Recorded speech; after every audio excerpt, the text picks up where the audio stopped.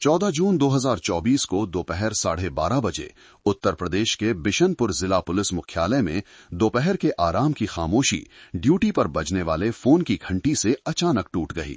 जैसे ही ड्यूटी पर तैनात सिपाही ने फोन उठाया, दूसरी तरफ से एक बुजुर्ग महिला की घबराई हुई टूटी फूटी आवाज आई जो सिसकियों में डूबी हुई थी। हेलो हेलो पुलिस, बचाओ मेरी बहू को। वो मर गई है, घर में बिना कपड़ों के पड़ी है। हे भगवान बचाओ। तुरंत इस सूचना को आपातकालीन रिपोर्ट के रूप में आगे बढ़ाया गया। क्राइम ब्रांच के प्रमुख इंस्पेक्टर विक्रम सिंह, जो 45 साल के एक सांवली रंगत और गहरी दृढ़ आंखों वाले व्यक्ति थे, तुरंत समझ गए कि ये एक बहुत ही गंभीर मामला है। उन्होंने तुरंत अनुभवी जांचकर्ताओं और फॉरेंसिक टीम की एक टुकड़ी को घटनास्थल के लिए रवाना होने का निर्देश दिया। पुलिस की गाड़ी सायरन बजाती हुई उमस भरी हवा को चीरते हुए हरियालापुर गांव की ओर बढ़ चली, जो नदी के किनारे बसा एक सुदूर गांव था, जहां के ज्यादातर लोग आम के बागों और गन्ने की खेती से अपनी रोजी रोटी चलाते थे। इस इलाके की खासियत, जैसा कि सूचना देने वाली महिला ने बताया था, ये थी कि घर बहुत दूर दूर थे। हर घर हजारों वर्ग मीटर के बागों के बीच एक द्वीप की तरह था, जो एक दूसरे से सैकड़ों मीटर की दूरी पर थे। इसी अलगाव ने एक डरावनी शांति पैदा कर दी थी और इसी ने अपराध को बिना किसी के जाने समझे होने के लिए एक आदर्श स्थिति बना दी थी।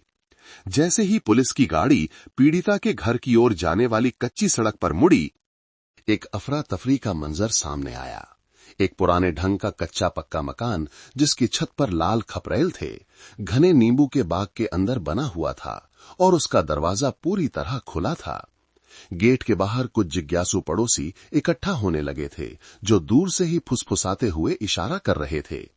घर के ठीक सामने एक बुजुर्ग महिला, शायद वही जिसने फोन किया था, जमीन पर बैठी थी। उसका दुबला पतला शरीर बुरी तरह कांप रहा था।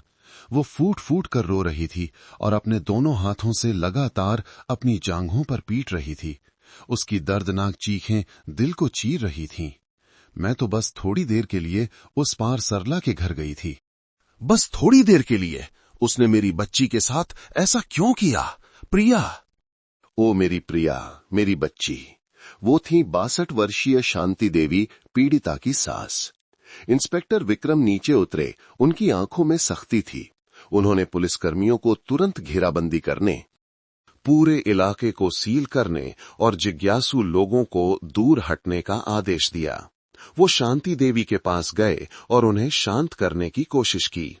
आंटी जी, शांत हो जाइए, हम पुलिस वाले हैं। आप कृपया पीछे हट जाइए ताकि हम अपना काम कर सकें।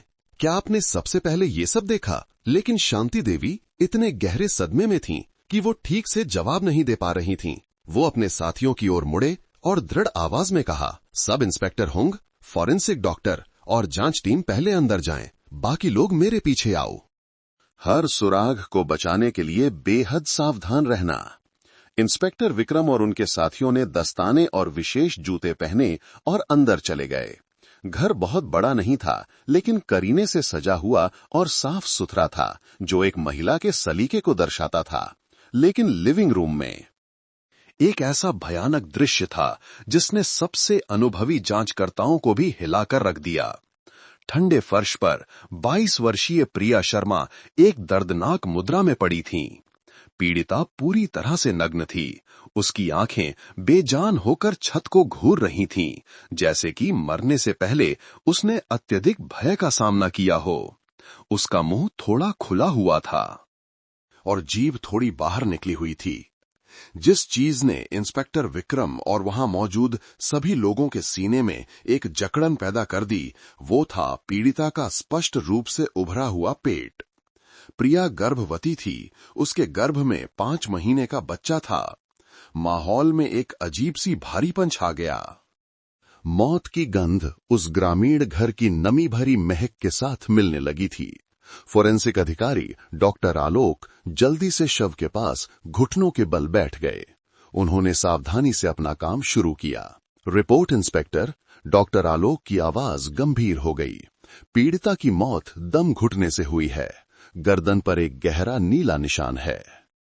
जिसके चारों ओर कई खरोचे हैं जो स्पष्ट रूप से हाथ से गला घोटने के निशान हैं। मौत का अनुमानित समय लगभग 2 से 3 घंटे पहले का है। इंस्पेक्टर विक्रम ने घटना स्थल का मुआयना किया। लिविंग रूम में संघर्ष के निशान थे। लकड़ी की चाय की मेज पलटी हुई थी और एक टूटे हुए चाय के सेट के टुकड़े फर्श पर बिखरे हुए थे।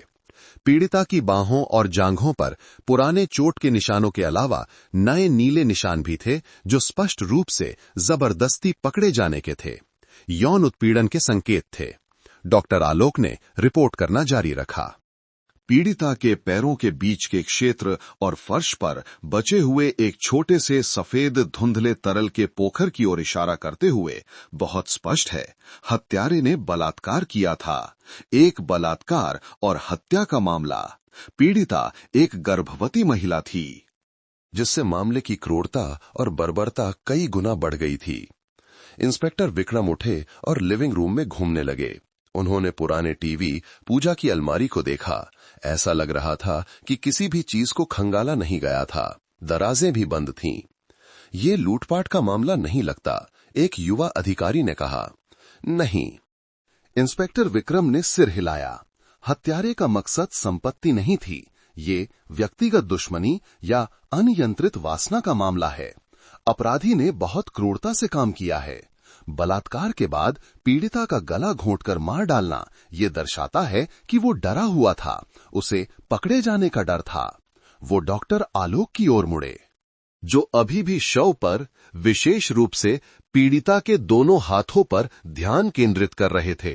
प्रिया का दाहिना हाथ कसकर बंद था, जैसे कि वो अपने जीवन के अंतिम क्षणों में कुछ पकड़ने की कोशिश कर रही हो। डॉक्टर आलोक ने सावधानी से एक विशेष उपकरण का उपयोग करके पीड़िता की उंगलियों को धीरे से खोला। सबने अपनी सांस रोक ली। ये रहा, डॉक्टर आलोक धीरे से बोले। विशेष टॉर्च की रोशनी में इंस्पेक्टर विक्रम ने स्पष्ट रूप से देखा कि पीड़िता की दाहिनी तर्जनी और मध्यमा उंगली के नाखूनों के नीचे खून से सने त्वचा के कुछ बहुत छोटे टुकड़े फंसे हुए थे। पीड़िता ने जमकर संघर्ष किया था। डॉक्टर आलोक ने पुष्टि की। त्वचा का ये टुकड़ा और घटनास्थल पर मिला वीर्य का नमूना उस शैतान को खोजने की सुनहरी चाबी है। इंस्पेक्टर विक्रम ने सिर हिलाया। उन्होंने अपने कंधों पर एक भारी दबाव महसूस किया। एक महिला की हत्या और एक अजन्मे बच्चे की भी। ये एक अक्षम्य अपराध था। वो जानते थे कि जांच बहुत मुश्किल होगी, खासकर एक सुदूर ग्रामीण इलाके में जहां रिश्ते जटिल होते हैं। लेकिन वो ये भी जानते थे कि हत्यारा निश्चित रूप से बच नहीं सकता। उन्होंने सभी नमूनों को इकट्ठा करने का आदेश दिया। वीर्य का नमूना, नाखूनों के नीचे त्वचा का नमूना, सभी उंगलियों के निशान, जूतों के निशान, जो भी मिल सकते हैं। बहुत सावधानी से काम करना होगा। एक दूसरी टीम को तुरंत शांति देवी का बयान लेने के लिए कहा गया। हमें उनकी दिनचर्या, पीड़िता के रिश्तों और उसके पति के ठिकाने के बारे में जानना होगा। ये लड़ाई हम हार नहीं सकते। घटनास्थल की प्रारंभिक जांच समाप्त होने के बाद प्रिया शर्मा के शव को विस्तृत पोस्टमार्टम के लिए जिला फोरेंसिक केंद्र में स्थानांतरित करने के लिए एक विशेष वाहन में ले जाया गया। दुख एक काले बादल की तरह पूरे बांख पर छा गया था। शांति देवी का रोना अब बंद हो गया था। अब केवल सिसकियां बची थीं, जो अपनी बहू और अजन्मे पोते का नाम पुकारने की फुसफुसाहट के साथ मिल रही थीं। इंस्पेक्टर विक्रम सिंह ने शांति देवी को आंगन में एक पुराने आम के पेड़ के नीचे रखी एक पत्थर की बेंच पर बिठाया। उन्होंने एक महिला कांस्टेबल को उनके लिए एक गिलास गर्म पानी लाने का इशारा किया। कुछ देर बाद शांति देवी थोड़ी शांत हुईं, हालांकि उनके कंधे अभी भी कांप रहे थे। आंटी जी, शांत रहने की कोशिश कीजिए। इंस्पेक्टर विक्रम ने बातचीत शुरू की।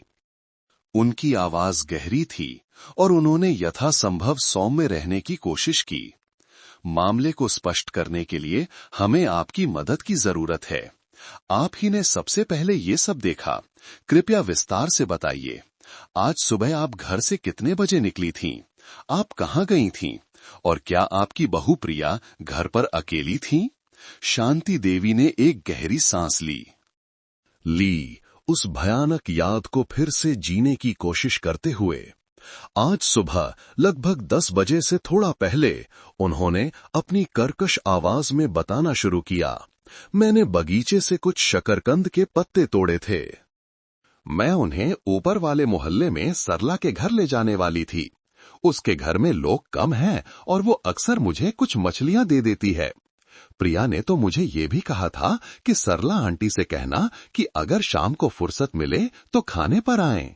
अच्छा, आपके घर से सरला आंटी का घर कितनी दूर है? एक युवा जांचकर्ता ने पूछा। पैदल जाने में भी 15 मिनट लग जाते हैं, शांति देवी ने कच्ची सड़क की ओर इशारा करते हुए जवाब दिया। इस नींबू के बाग को पार करना पड़ता है, फिर कमल के तालाब के चारों ओर घूमना पड़ता है और फिर थोड़ी दूर और चलना पड़ता है। यहाँ घर ऐसे ही दूर दूर हैं। पड़ोसी लात में तो एक दूसरे की मदद करते हैं, लेकिन दिन में अगर कोई चिल्लाए भी तो शायद कोई नहीं सुनेगा। शांति देवी की अनजाने में कही गई बात उन अधिकारियों के दिलों में एक चाकू की तरह चुभ गई। इस ग्रामीण इलाके का अलगाव और सुनसानपन ही हत्यारे के अपराध के लिए ढाल बन गया था। आप सरला आंटी के घर पर कितनी देर रहीं? इंस्पेक्टर विक्रम ने पूछा। मैं वहां थोड़ी देर बैठी और बातें की। सरला ने मुझे कुछ मिठाई खाने के लिए रोक लिया। मैंने उसकी दीवार घड़ी पर देखा कि 12 बज चुके थे, इसलिए मैं जल्दी से प्रिया के लिए खाना बनाने के लिए वापस आ गई। वो गर्भवती थी, उसे भूखा नहीं रहना चाहिए था। यह कहते कहते शांति देवी फिर से रो पड़ी। जब मैं गेट पर पहुंची तो मैंने देखा कि गेट बस थोड़ा सा बंद था। मैंने आवाज लगाई, प्रिया, ओ प्रिया, लेकिन उसने कोई जवाब नहीं दिया। वो बहुत संस्कारी थी, मेरी आवाज सुनते ही वो बाहर आ जाती थी।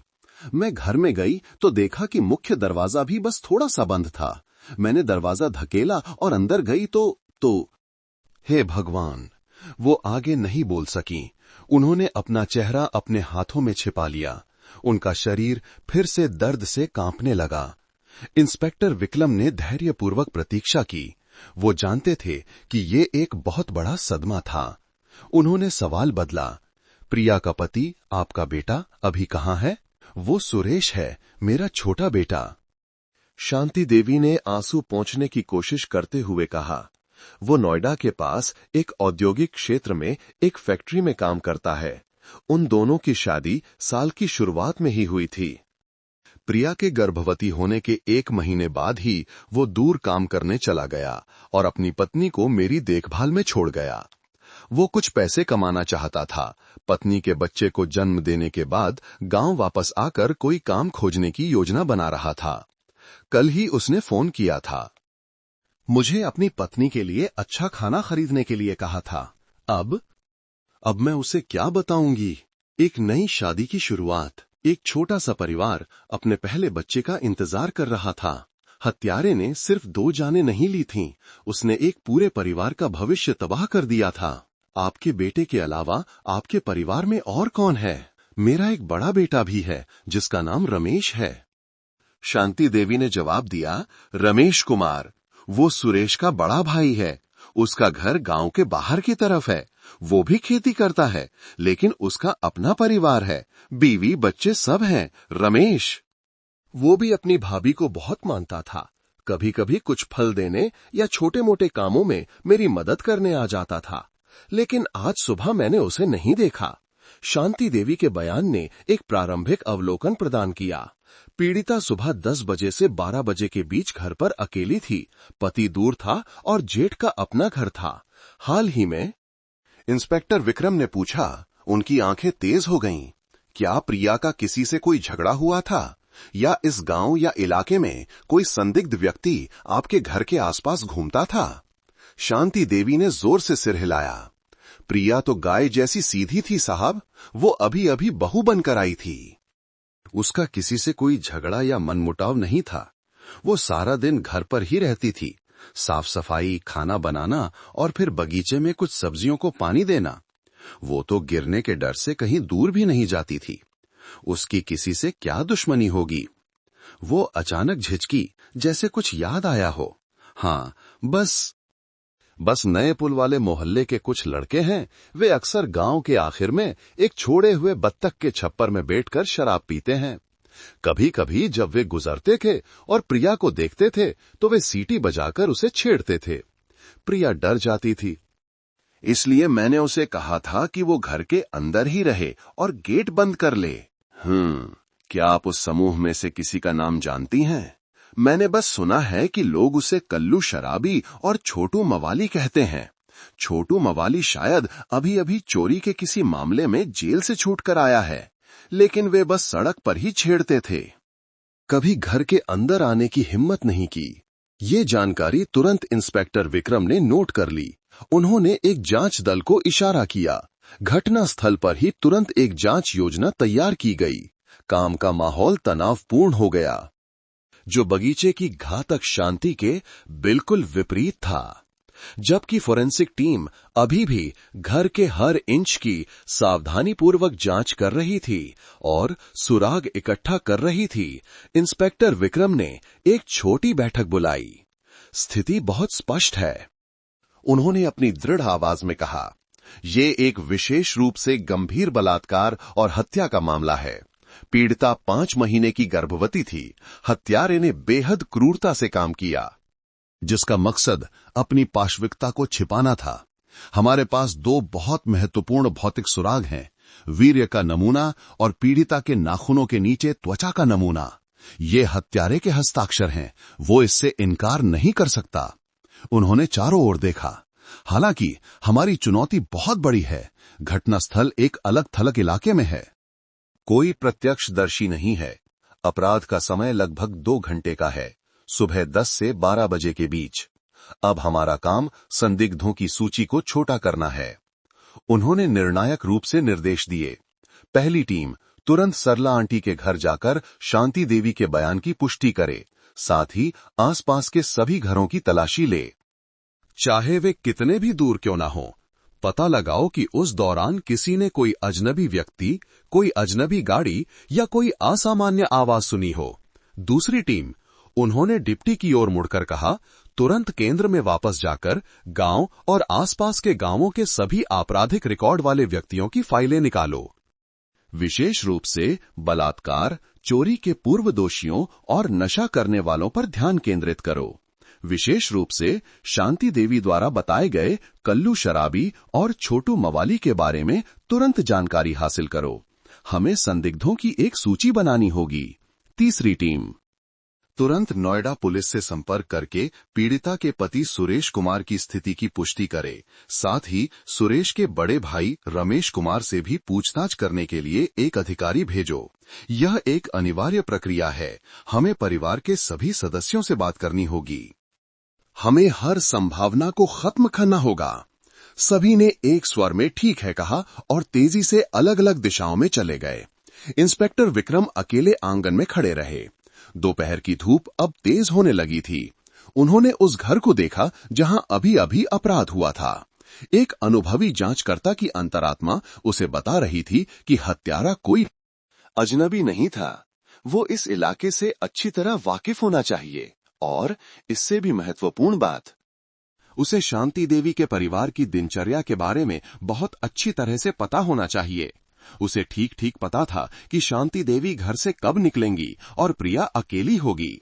उसने इस मौके का इंतजार किया था। लेकिन वो कौन था? गांव का कोई आवारा लड़का या कोई और जो अधिक चालाकी से छिपा हुआ था? कोई ऐसा व्यक्ति जिस पर कोई शक नहीं कर सकता था। जांच अभी शुरू हुई थी और ये बेहद मुश्किल होने वाली थी। इंस्पेक्टर विक्रम सिंह के आदेश पर जांच दल तुरंत एक अदृश्य जाल की तरह फैल गए और हरियालपुर गांव के शांत दिखने वाले माहौल की हर छोटी से छोटी कड़ी की छानबीन करने लगे। पहली टीम, जिसका नेतृत्व एक अनुभवी जांचकर्ता हंग कर रहा था, सरला देवी के घर पहुंची। सरला का घर भी शांति देवी के घर की तरह एक विशाल अमरूद के बाग के बीच में था। जब अधिकारी वहां पहुंचे तो सरला, एक 65 वर्षीय दुबली पतली महिला, पड़ोसियों से बुरी खबर सुनकर सदमे में थी। हे भगवान, क्या आप लोग सच में पुलिस वाले हैं? क्या ये सच है कि प्रिया, उस लड़की को किसी ने मार डाला है? सरला ने कांपते हुए अपनी पुरानी साड़ी के पल्लू से आंसू पोंछे। जांच करता हंग ने धैर्यपूर्वक उसे शांत किया। आंटी जी, हम जांच कर रहे हैं, हमें आपसे कुछ बातों की पुष्टि करनी है। क्या ये सच है कि आज सुबह प्रिया की सास शांति देवी आपके घर आई थीं? हाँ हाँ साहब। सरला ने जोर से सिर हिलाया। शांति यहां तब आई जब मैं मुर्गियों को दाना दे रही थी। मैंने दीवार घड़ी पर देखा, ठीक 10 बजने में 5 मिनट बाकी थे। वो मेरे लिए ताजे शकरकंद के पत्तों का एक गुच्छा लाई थी। बेचारी। उसने ये भी कहा कि प्रिया ने उसे मेरे लिए ये लाने को कहा था। आपने और शांति देवी ने क्या बातें की और वो यहाँ कितने बजे तक रहीं?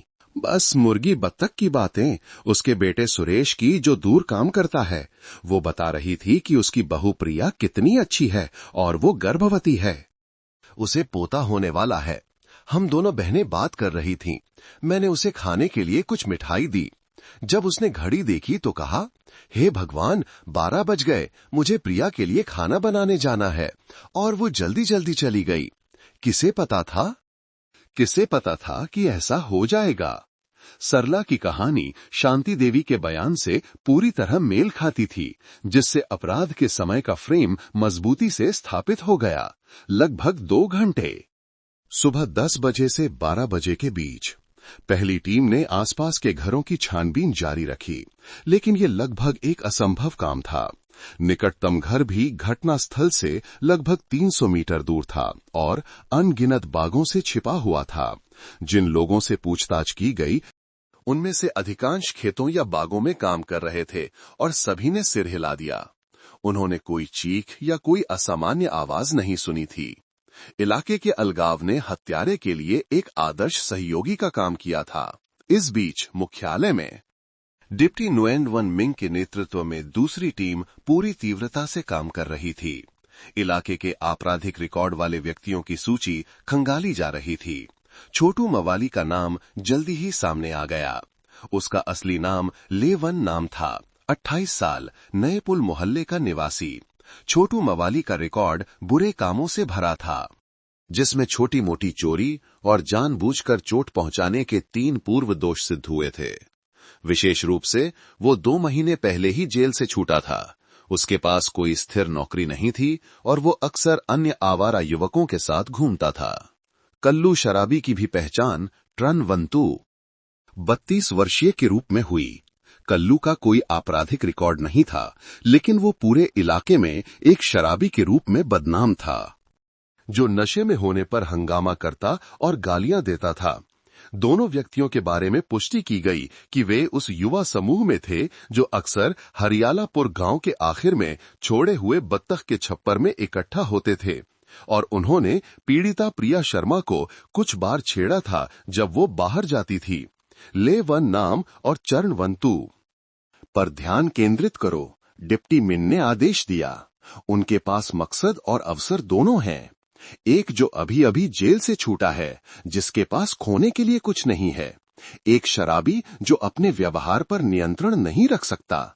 बहुत संभव है कि नशे में धुत होकर पीड़िता को घर पर अकेला देखकर उन्होंने अपनी पाशविकता को बाहर आने दिया हो।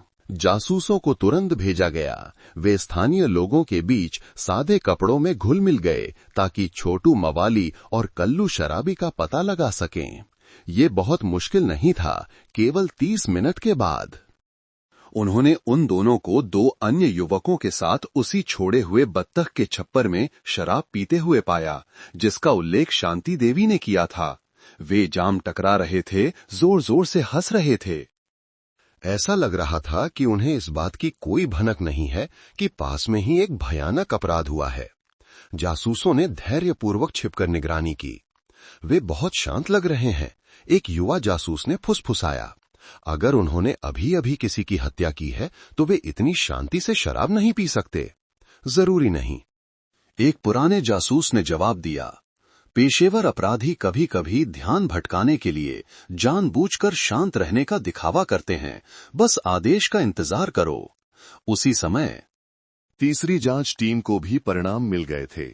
नोएडा पुलिस को किए गए एक फोन कॉल ने पुष्टि की कि पीड़िता का पति सुरेश कुमार सुबह 7 बजे से 11:30 बजे तक अपनी सुबह की शिफ्ट के दौरान फैक्ट्री में मौजूद था। फैक्ट्री के सुरक्षा कैमरों और टाइम कार्ड ने इसकी पुष्टि की। सुरेश के पास एक अकाट्य एलिबी थी। एक और टीम हरियालपुर गांव के बाहर रहने वाले सुरेश के बड़े भाई और पीड़िता के जेठ रमेश कुमार के घर पहुंची। जब जांचकर्ता वहां पहुंचे तो उन्होंने देखा कि उस घर पर भी मातम का माहौल था। रमेश की पत्नी बरामदे में बैठकर सिसकियां भर रही थी। रमेश एक 30 साल से ज्यादा उम्र का लंबा चौड़ा मजबूत कदकाठी और सौम्य चेहरे वाला आदमी सीढ़ियों पर घुटने मोड़कर बैठा था। उसकी आंखें लाल और सूजी हुई थीं। पुलिस को देखकर वो जल्दी से खड़ा हो गया। साहब, क्या आपको वो कमीना मिल गया? उसकी आवाज गुस्से से कांप रही थी। हम जांच कर रहे हैं रमेश, हमें आपसे कुछ सवाल पूछने हैं। उम्मीद है आप सहयोग करेंगे। जांचकर्ता ने कहा। जी, आप पूछिए, मुझे जो भी पता है मैं सब बता दूंगा। उसे पकड़ना ही होगा। उसे मेरी भाभी और मेरे भतीजे की जान का बदला चुकाना होगा। रमेश ने अपनी मुट्ठी भींच ली। आप बताइए, आज सुबह 10 बजे से 12 बजे के बीच आप कहां थे और क्या कर रहे थे? रमेश कुमार ने बिना सोचे समझे तुरंत जवाब दिया। आज सुबह मैं अपने नींबू के बाग में था। मुझे उन पेड़ों पर कीटनाशक का छिड़काव करना था जिन पर फल लग रहे थे। मैंने सुबह 8 बजे से काम शुरू किया। अकेले ही हर पेड़ पर ध्यान से छिड़काव किया। लगभग 12 बजे जब मैंने आखिरी टैंक खत्म किया और अपने उपकरण समेटकर नहाने के लिए घर जाने की तैयारी कर रहा था, तभी मैंने अपनी पत्नी को पड़ोस के घर से दौड़कर आते और चिल्लाते हुए सुना कि सुरेश के घर में कुछ बड़ी गड़बड़ हो गई है। मैंने स्प्रेयर वहीं फेंका और पागलों की तरह वहां भागा। लेकिन जब मैं वहां पहुंचा तो मैंने अपनी मां को बेहोश देखा। और प्रिया? वो आगे नहीं बोल सका। उसने अपना चेहरा नीचे कर लिया। उसके चौड़े कंधे कांप रहे थे। जांचकर्ताओं ने एक दूसरे को देखा। रमेश का बयान बहुत तार्किक था। उसने एक लंबी बाजू का काम करने वाला कोट पहना हुआ था जो कीचड़ से सना हुआ था और अभी भी कीटनाशक की गंध आ रही थी। एक चौकस जांचकर्ता ने रमेश की दोनों कलाइयों को देखा जो दस्तानों से ढकी नहीं थीं, और उसने लापरवाही से पूछा, नींबू की खेती बहुत मेहनत का काम है ना? बहुत सारे कांटे होते हैं, आसानी से खरोंच लग जाती है। रमेश ने बहुत स्वाभाविक रूप से अपनी बांह ऊपर उठाई। जी साहब, खेती का काम है, खरोंच लगना तो आम बात है। मेरी हथेली के पिछले हिस्से और कलाई पर कुछ लंबी छोटी खरोंचें थीं जिनसे खून निकलकर सूख गया था। ये देखिए। ये सब नींबू के कांटों से लगी हैं। इन दिनों मैं समय पर छिड़काव करने में इतना व्यस्त था कि मैंने ध्यान ही नहीं दिया। स्पष्टीकरण बिल्कुल सही था। जो कोई भी नींबू के बाग में काम करता है उसे कांटे चुभते ही हैं। वे खरोंचें उसके बताए गए काम से पूरी तरह मेल खाती थीं। जांचकर्ताओं को कोई संदेह नहीं हुआ। उन्होंने उसका बयान दर्ज किया, परिवार के प्रति अपनी संवेदना व्यक्त की और अधिक संदिग्ध लक्ष्यों पर ध्यान केंद्रित करने के लिए जल्दी से चले गए। रमेश कुमार एक रिश्तेदार और जेठ के रूप में पूरी तरह से संदेह के दायरे से बाहर हो गया था। अब सारा ध्यान छोटू मवाली और कल्लू शराबी के समूह पर था। इंस्पेक्टर विक्रम ने फैसला किया कि समय आ गया है। उन्होंने लेवन नाम और चनवन तुर को तुरंत पूछताछ के लिए मुख्यालय लाने का आदेश दिया। एक टीम ने तेजी से बत्तख के छप्पर पर छापा मारा। अचानक घिर जाने से पर चारों शराबी युवक चौंक गए, लेकिन उन्होंने कोई प्रतिरोध नहीं किया। जब उन्होंने सुना कि पुलिस उन्हें प्रिया की हत्या के मामले में पूछताछ के लिए बुला रही है, तो छोटू मवाली और कल्लू शराबी के चेहरे स्पष्ट रूप से पीले पड़ गए। उनके चेहरों पर डर साफ झलक रहा था। पूछताछ कक्ष में माहौल बिल्कुल अलग था। कल्लू शराबी और छोटू मवाली से आ रही शराब की तेज गंध भी उस तनाव को कम नहीं कर पा रही थी जो कमरे में छाड़ा हुआ था। टनवंतु शराबी से पहले पूछताछ की गई। वो बुरी तरह कांप रहा था और हकला रहा था। साहब, मैंने प्रिया को छेड़ा था। वो मुझे सुंदर लगती थी, गर्भवती होने पर भी सुंदर लगती थी। लेकिन मैंने बस सड़क पर छेड़ा था। मैंने किसी को नहीं मारा। हत्या करने पर जेल में सड़ना पड़ता है, मेरी हिम्मत नहीं है। उसका बयान गोलमोल था, लेकिन उसमें कोई नई बात नहीं थी। उसने दावा किया कि वो पूरी सुबह छोटू मवाली के साथ बत्तख के छप्पर में शराब पी रहा था। जब लेवान नाम यानी छोटू मवाली की बारी आई तो वो अधिक कठोर निकला। आखिरकार वो 3 बार जेल जा चुका था। वो हाथ बांधकर बैठा था। पुलिस वाले भी अजीब हैं। मुझे अभी अभी जेल से छूटा हुआ देखकर हर मामले में मेरा नाम घसीट लेते हैं। मैं आपको बता दूं, मैं सुबह से उन 3 लड़कों के साथ बत्तख के छप्पर में बैठा था।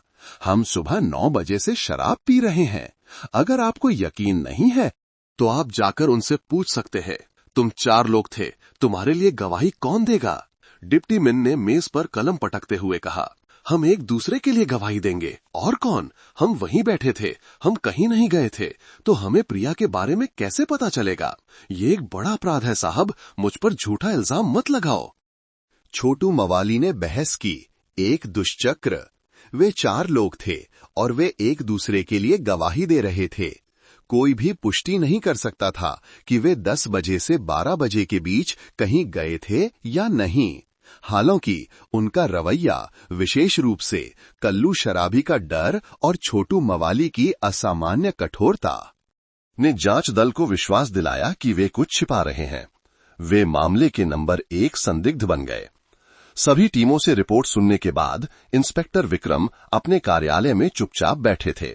सब कुछ छोटू मवाली और कल्लू शराबी की ओर इशारा कर रहा था। उनके पास वासना का मकसद था, घटनास्थल के पास होने का अवसर था और उनका आपराधिक रिकॉर्ड था। उनके बयानों में कोई स्पष्ट एलिबी भी नहीं थी। मान लेते हैं कि वे ही हैं। वो बुदबुदाए, लेकिन मेरी अंतरात्मा क्यों कह रही है कि कुछ गड़बड़ है? ये बहुत स्पष्ट है। एक बलात्कार और हत्या का मामला जिसमें हत्यारा इतना स्पष्ट और आसानी से अनुमान लगाने वाला हो। फिर भी जांच सबूतों पर आधारित होनी चाहिए। उन्होंने लेवान नाम और ट्रन वन तुर को आगे की पूछताछ के लिए प्रशासनिक हिरासत में रखने का फैसला किया। साथ ही दोनों संदिग्धों के नमूने गुप्त रूप से एकत्रित किए गए। उन्होंने जो पानी का ग्लास पिया था, जो सिगरेट पी थी, उन्हें तुरंत डीएनए जांच के लिए भेजा गया। घटनास्थल से प्राप्त वीर्य और त्वचा के नमूनों से मिलान करने के लिए ये परिणाम सब कुछ तय कर देगा। पूरी जांच टीम एक तनावपूर्ण प्रतीक्षा में चली गई। यदि जांच के परिणाम मेल खाते तो मामला 24 घंटे के भीतर सुलझ जाता, लेकिन अगर नहीं तो उन्हें शुरुआत में वापस जाना होगा और असली शैतान अभी भी कानून की पकड़ से बाहर घूम रहा होगा। जांच के परिणामों की प्रतीक्षा के घंटे उत्तर प्रदेश की उमस भरी हवा की तरह ही लंबे और भारी लग रहे थे। बिशनपुर जिला पुलिस मुख्यालय में पूरी जांच टीम ने जैसे अपनी सांसें रोक रखी थीं। इंस्पेक्टर विक्रम सिंह के कंधों पर भारी दबाव था। एक गर्भवती महिला और एक अजन्मे बच्चे, 2 लोगों की हत्या के इस मामले ने जनता में भारी आक्रोश और भय पैदा कर दिया था। उच्च अधिकारी लगातार फोन कर रहे थे। मामले को जल्दी सुलझाने और जनता को शांत करने के लिए हत्यारे को पकड़ने की मांग कर रहे थे। 2 मुख्य संदिग्ध लेवान नाम छोटू मवाली और चनवंतर कल्लू शराबी अभी भी आगे की पूछताछ के लिए प्रशासनिक हिरासत में थे, लेकिन पूछताछ से कोई सफलता नहीं मिली। चनवंतर शराबी एक कमजोर व्यक्ति साबित हो रहा था। हर बार जब कोई जांचकर्ता मेज पर हाथ मारता या अपनी आवाज ऊंची करता तो वो चौंक जाता और जल्दी से विनती करने लगता। मैं आप लोगों के आगे हाथ जोड़ता हूं साहब, मैं नशे में था, मैंने प्रिया को छेड़ा था। लेकिन मैं कसम खाता हूं कि मैंने उसके एक बाल को भी नहीं छुआ। हत्या का अपराध बहुत बड़ा है, मैं ऐसा करने की हिम्मत नहीं कर सकता। जब उसकी एलिबी के बारे में पूछा गया तो कल्लू शराबी केवल हकला सका। मैं सुबह से छोटू के साथ शराब पी रहा था। हम बत्तख के छप्पर में थे साहब। साहब को यकीन न हो तो उससे पूछ लो। इसके बिल्कुल विपरीत लेवन नाम 3 बार जेल जाने के अनुभव के साथ बेहद कठोर और चालाक साबित हो रहा था। वो पैर पर पैर चढ़ाकर बैठा था। उसके चेहरे पर कोई भाव नहीं था। कभी कभी वो तिरस्कार से मुस्कुराता। मैंने पहले ही कह दिया है, मेरा इससे कोई लेना देना नहीं है, उसने एक व्यंग्यात्मक लहजे में कहा। मैं सुबह से उन 3 लड़कों के साथ शराब पी रहा था। हमारे पास एक पक्की एलिबी है। 4 लोग एक दूसरे की गवाही दे रहे हैं। क्या ये काफी नहीं है? अगर आपके पास कोई सबूत नहीं है तो मुझे यहाँ मत रखो। मेरा वकील कहाँ है? तुम कहते हो कि तुम सुबह 9 बजे से शराब पी रहे थे, लेकिन 10 बजे से 12 बजे के बीच कौन गारंटी दे सकता है कि तुम में से कोई एक बाहर जाकर वापस नहीं आया? डिप्टी मिन ने सवाल किया। छोटू मवाली ने कंधे उचकाए। कोई टॉयलेट गया होगा, कोई और चखना खरीदने गया होगा, ऐसी बातें कौन याद रखता है। लेकिन मैं दावे से कहता हूं कि मैं नए पुल मोहल्ले से बाहर नहीं गया। और कल्लू तो इतना नशे में था कि वो ठीक से चल भी नहीं पा रहा था, तो वो क्या कर सकता था? मुझ पर दबाव डालने की कोशिश मत करो। मैं कानून अच्छी तरह जानता हूं। छोटू मवाली की कठोरता ने जांचकर्ताओं को और भी विश्वास दिलाया कि वो कुछ छिपा रहा है।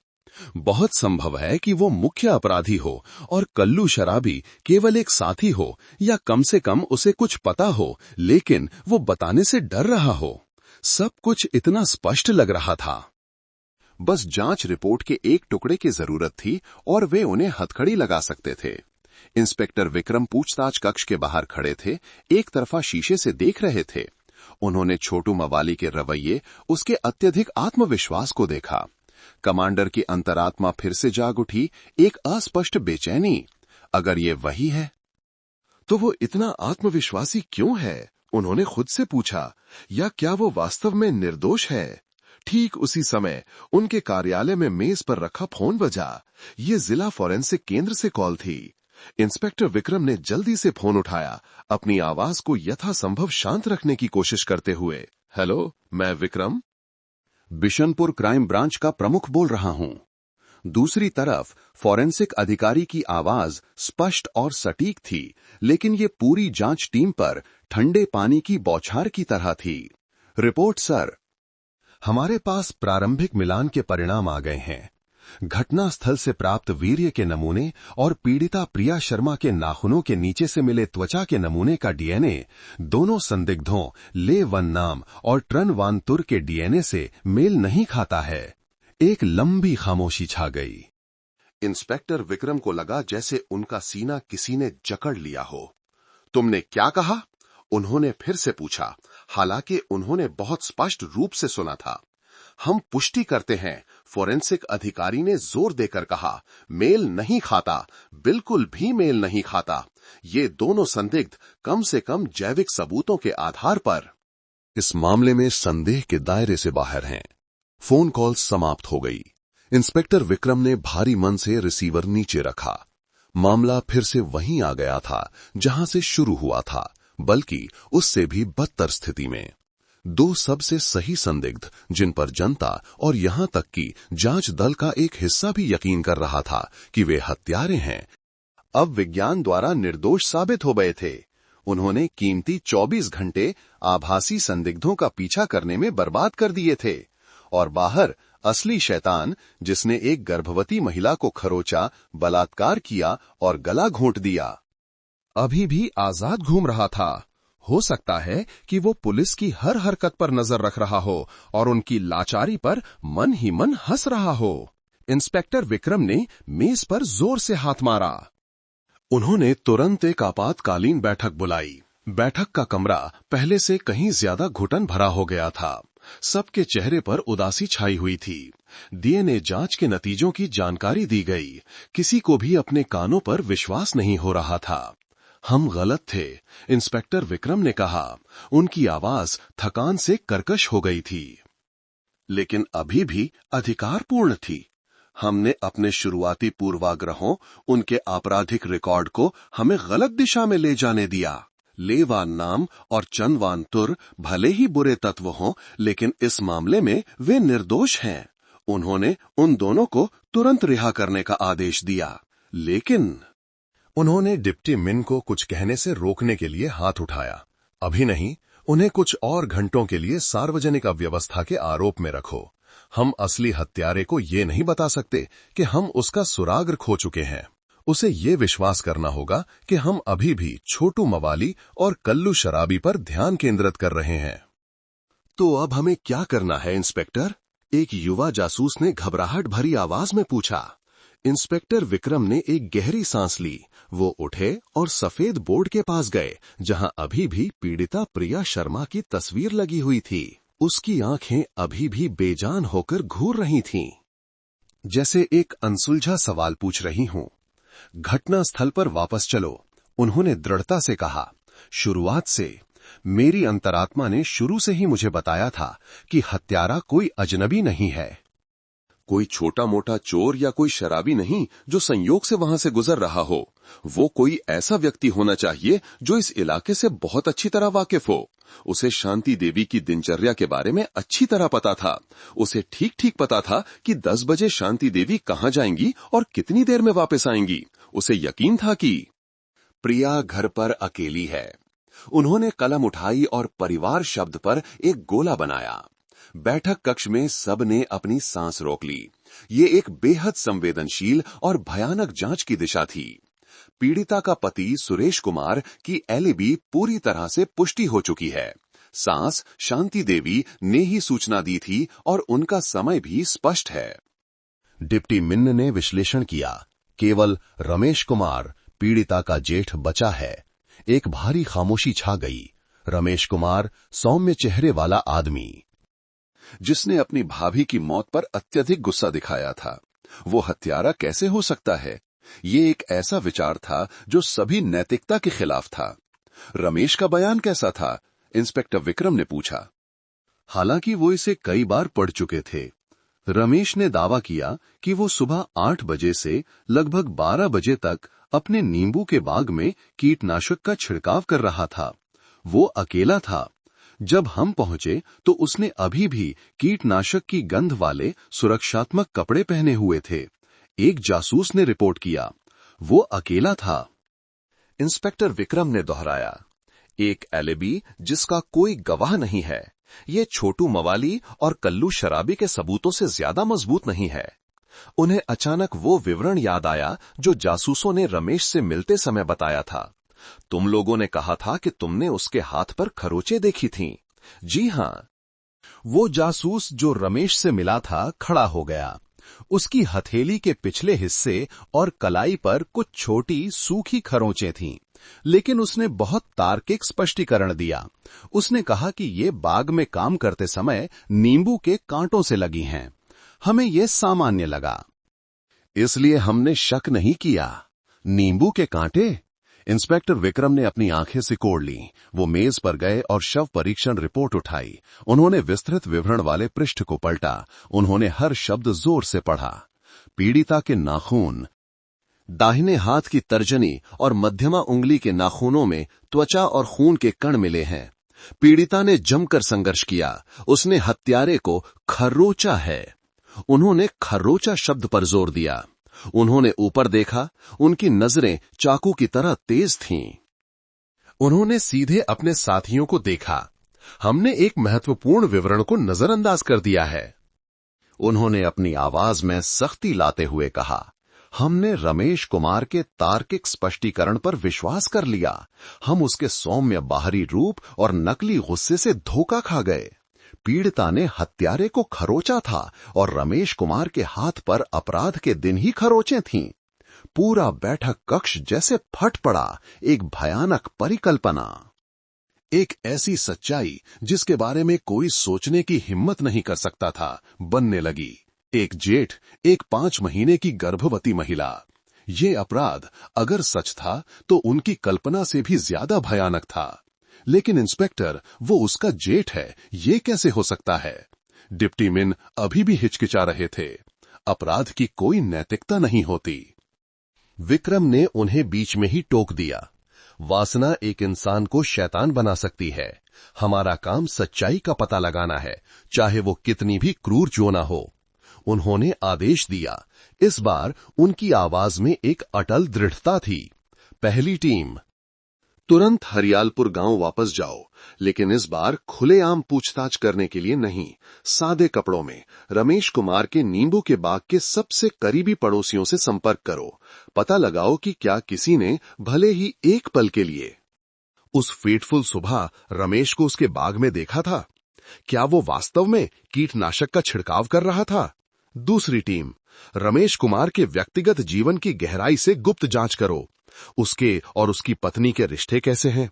उसकी वित्तीय स्थिति कैसी है? क्या उस पर कोई कर्ज है? और सबसे महत्वपूर्ण बात, रमेश और उसकी भाभी प्रिया शर्मा के बीच पहले रिश्ते कैसे थे? क्या कुछ भी असामान्य था? तीसरी टीम, उन्होंने डिप्टी मेन को देखा। रमेश कुमार को बुलाने के लिए समन तैयार करो, लेकिन अभी नहीं, हमें और पुख्ता सबूत चाहिए। हालांकि उसका डीएनए नमूना गुप्त रूप से एकत्र करने की योजना बनाओ। एक सिगरेट का टुकड़ा, एक पानी का गिलास, कुछ भी, हमें उसके डीएनए जांच के परिणाम चाहिए। जांच एक पूरी तरह से नई दिशा में मुड़ गई थी। एक ऐसा रास्ता जो मुश्किलों और दर्द से भरा था। उन्हें पीड़िता के ही एक रिश्तेदार की जांच करनी पड़ रही थी। एक नए संदिग्ध के साथ एक खामोश जांच जो सभी की कल्पना से परे थी। पूरी सावधानी के साथ गुप्त रूप से शुरू की गई। कोई भी चूक संदिग्ध को सचेत कर सकती थी। और अगर रमेश कुमार वास्तव में हत्यारा था, तो वो छोटू मवाली से कई गुना ज्यादा खतरनाक और चालाक था। वो भेड़ की खाल में एक भेड़िया था, एक ऐसा व्यक्ति जो एक दुखी जेठ की भूमिका का एक आदर्श नाटक कर रहा था। पहली टीम, जिसमें 2 सबसे अनुभवी जासूस थे, तुरंत हरियालरपुर गांव लौट आई। इस बार उन्होंने वर्दी नहीं पहनी थी। वे कृषि विस्तार कार्यालय के अधिकारियों के रूप में गए थे, जो नींबू के पेड़ों पर बीमारियों की स्थिति का सर्वेक्षण करने आए थे। उनका लक्ष्य था श्री छगन लाल का बाग। एक अनुभवी किसान जिनका बाग रमेश कुमार के बाग से बस एक छोटी सी नहर से अलग था। श्री छगनलाल एक किसान की सादगी के साथ बिना किसी संदेह के अधिकारियों को अपनी झोपड़ी में चाय पीने के लिए आमंत्रित किया। इस साल कीड़ों का प्रकोप बहुत ज्यादा है साहब। श्री छगन ने बातचीत शुरू की। जैसे उस पार रमेश का नींबू का बाग है। अगर नियमित रूप से कीटनाशक का छिड़काव न किया जाए तो सब बर्बाद हो जाएगा। हाँ रमेश, जासूस हंग ने सीधे मुद्दे पर आते हुए लापरवाही से पूछा। वह अपने बाग की बहुत देखभाल करता लगता है ना? शायद हर दिन कीटनाशक का छिड़काव करता होगा। ये मौसम पर निर्भर करता है। श्री छगन ने चाय की चुस्की ली। लेकिन अजीब बात है, इस बार वो थोड़ा आलसी हो गया है। जैसे कल जिस दिन उसकी भाभी प्रिया की हत्या हुई, श्री छगन ने अपनी आवाज धीमी कर ली। उनके चेहरे पर सहानुभूति थी। आमतौर पर जब भी वो कीटनाशक का छिड़काव करता है तो उसकी मशीन की आवाज आसमान में गूंजती है। मैं यहां से सब कुछ साफ सुन सकता हूं। लेकिन कल पूरी सुबह मैं अपने बाग में छंटाई कर रहा था और अजीब बात यह है कि मैंने उसकी मशीन की कोई आवाज नहीं सुनी। अजीब सी शांति थी। जासूस हंग का दिल जैसे एक धड़कन चूक गया। उसने शांत रहने की कोशिश की। अच्छा, तो हो सकता है कि वो हाथ वाले स्प्रेयर से छिड़काव कर रहा हो, मशीन का इस्तेमाल नहीं कर रहा हो। श्री छगन ने सिर हिलाया। उसका बाग 1 हेक्टेयर का है, हाथ वाले स्प्रेयर से कैसे छिड़काव कर सकता है? उसे मशीन का इस्तेमाल करना ही पड़ता है, 100 मीटर लंबी पाइपलाइन खींचकर। मैं निश्चित हूं कि कल उसने कीटनाशक का छिड़काव नहीं किया। और मुझे एक और अजीब बात याद है। श्री छगन ने अपनी ठोड़ी खुजलाते हुए याद करने की कोशिश की। लगभग 9:30 बजे मैंने उसे बाग से बाहर आते, घर पर कपड़े बदलते और फिर अपनी मोटरसाइकिल लेकर कहीं जाते हुए देखा। वो बहुत जल्दी में लग रहा था। मैंने तो सोचा कि वो किसी काम में व्यस्त है और उसने अपना बाग छोड़ दिया है। किसे पता था कि बाद में इतनी भयानक खबर सुनने को मिलेगी। श्री छगनलाल का बयान एक बिजली के झटके की तरह था। रमेश कुमार की सबसे मजबूत एलिबी सुबह से दोपहर तक नींबू के बाग में कीटनाशक का छिड़काव करना पूरी तरह से ढह गई थी। उसने झूठ बोला था। वो बाग में नहीं था। वो लगभग 9:30 बजे चला गया था। और अपराध स्थल, प्रिया का घर, वहां से केवल कुछ मिनट की ड्राइव पर था। अपराध का समय 10 बजे से 12 बजे तक रमेश के गायब होने के समय से पूरी तरह मेल खाता था। इस बीच दूसरी जांच टीम भी बहुत महत्वपूर्ण जानकारी लेकर आई। रमेश कुमार के व्यक्तित्व की तस्वीर में ऐसे काले धब्बे उभरने लगे जिनकी किसी को उम्मीद नहीं थी। बाहर से वो एक प्यार करने वाला पति, एक मेहनती किसान था, लेकिन कुछ पूर्व जुआरियों के अनुसार रमेश वास्तव में मुर्गे की लड़ाई और सट्टेबाजी का आदी था। हाल ही में वह एक बड़ी राशि लाखों रुपए हार गया था और लेनदार उस पर दबाव डाल रहे थे। उसकी पत्नी, एक दबंग महिला, वित्तीय मामलों को बहुत सख्ती से नियंत्रित करती थी, जिससे रमेश पैसे की व्यवस्था नहीं कर पा रहा था। और एक और रोंगटे खड़े कर देने वाली बात, एक पड़ोसी जो रमेश की पत्नी की अच्छी दोस्त थी ने बताया कि एक बार बाजार में उसने रमेश की पत्नी को यह शिकायत करते हुए सुना था कि इन दिनों उसका पति बहुत अजीब व्यवहार कर रहा है। वो अक्सर चुपके से अपने छोटे भाई के घर जाता था। बहाना ये बनाता था कि वो अपनी गर्भवती भाभी की मदद कर रहा है, लेकिन उसकी पत्नी को शक था।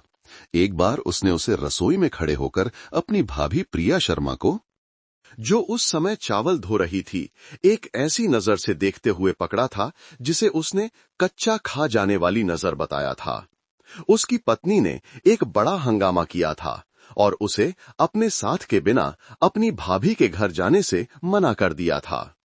एक व्यक्ति जो कर्ज के कारण हताश था, एक व्यक्ति जो अपनी ही भाभी के प्रति एक बीमार, विकृत वासना रखता था, एक व्यक्ति जो अपनी मां की दिनचर्या को अपनी हथेली की तरह जानता था। मकसद और अवसर दोनों पूरी तरह से मिल गए थे। रमेश कुमार ही वो शैतान था जिसे जांच दल ढूंढ रहा था। अब केवल एक ही मुद्दा बचा था, और वो सबसे महत्वपूर्ण था वैज्ञानिक सबूत। उन्हें रमेश का डीएनए नमूना चाहिए था ताकि वे उसे पीड़िता के नाखूनों के नीचे मिली त्वचा से मिला सकें। इंस्पेक्टर विक्रम ने एक चालाक योजना बनाई। उन्होंने फैसला किया कि वो खुद रमेश से एक बार फिर मिलेंगे। इस बार वो डिप्टी मिन के साथ गए। दोपहर में जब सूरज की तपिश कम हो गई थी, पुलिस की गाड़ी रमेश कुमार के घर के सामने रुकी। वो बरामदे में बैठा था। उसका चेहरा थका हुआ था, उसकी आंखें अभी भी लाल थीं। वो अपनी भाभी के अंतिम संस्कार के लिए पंडाल बनाने के लिए कुछ बांस की छड़ें छील रहा था। वो दर्द और थकान का ऐसा अभिनय कर रहा था कि अगर जासूसों को हालिया जानकारी न मिली होती तो इंस्पेक्टर विक्रम भी उस पर विश्वास कर लेते। पुलिस को देखकर रमेश जल्दी से खड़ा हो गया। उसके चेहरे पर आश्चर्य और आशा का मिला जुला भाव था। साहब, कोई नई खबर है? क्या आपने उन छोटू मवाली के गिरोह को पकड़ लिया? वो अभी भी अभिनय कर रहा था। उसे अभी भी विश्वास था कि पुलिस उन आवारा युवकों पर ध्यान केंद्रित कर रही है। इंस्पेक्टर विक्रम आगे बढ़े और रमेश के कंधे पर हाथ रखा। उनकी आवाज में सहानुभूति थी। हम अभी भी कड़ी मेहनत कर रहे हैं रमेश। मामले में कई जटिलताएं हैं। आज हम यहाँ एक तो परिवार के प्रति अपनी संवेदना व्यक्त करने आए हैं, दूसरा हम आपसे फिर से पूछना चाहते थे कि क्या आपको छोटू मवाली के गिरोह के अलावा किसी और पर शक है? कोई भी छोटी से छोटी जानकारी भी हमारी मदद कर सकती है। रमेश ने एक लंबी सांस ली और सिर हिलाया। जी, उस पापी गिरोह के अलावा मुझे नहीं पता कि किस पर शक करूं। यहां सब लोग शरीफ हैं। जबकि इंस्पेक्टर विक्रम रमेश का पूरा ध्यान अपनी ओर खींच रहे थे, डिप्टी मिन, जो पीछे चल रहे थे और उनके हाथ में सिगरेट का एक पैकेट था, ने एक सिगरेट निकाली और उसे रमेश के सामने पेश किया। गर्मी बहुत है, तनाव कम करने के लिए एक सिगरेट पी लो। मिन ने बहुत स्वाभाविक लहजे में कहा। रमेश कुमार ने सहज रूप से हाथ बढ़ाकर उसे ले लिया। जी, धन्यवाद साहब। उसने सिगरेट को अपने होठों से लगाया, आग जलाई, एक गहरा कश लिया और फिर धुआं छोड़ा।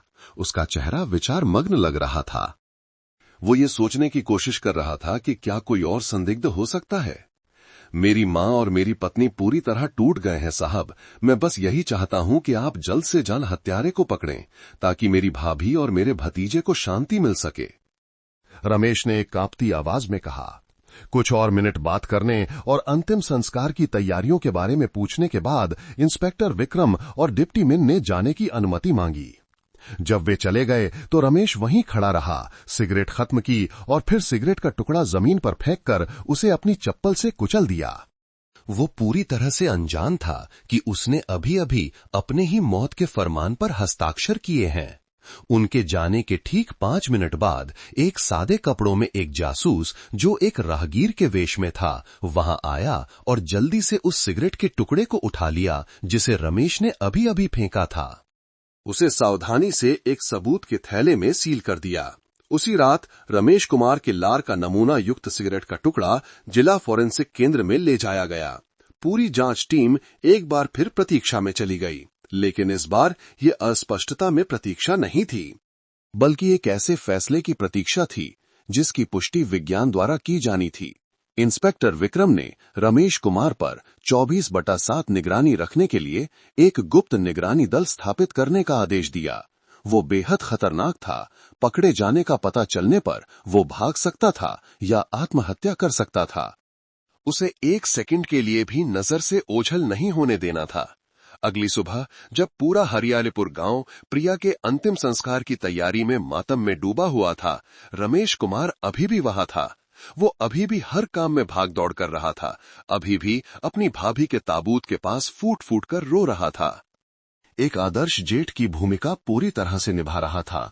उसका नाटक इतना परिष्कृत था कि शांति देवी अपने दर्द में उसे अपने कंधे पर सिर रखकर रोने के लिए मजबूर हो गईं। उसी समय इंस्पेक्टर विक्रम के कार्यालय में फोन फिर से बजा। ये फोरेंसिक केंद्र से वही परिचित नंबर था।